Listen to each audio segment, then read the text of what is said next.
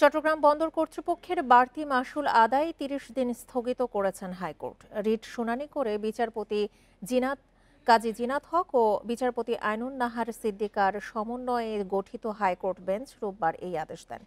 গেল ১৪ই সেপ্টেম্বর নতুন মাশুলের গেজেট প্রকাশ করা হয়। এতে বন্দরের বিভিন্ন ধরনের সেবায় আগের তুলনায় গড়ে ৪১% মাশুল বাড়ানো হয়।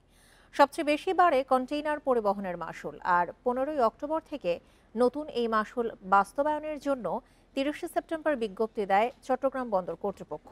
এর বৈধতা চ্যালেঞ্জ করে গেল মাসে রিট দায়ের করে মেরিটাইম ল সোসাইটি।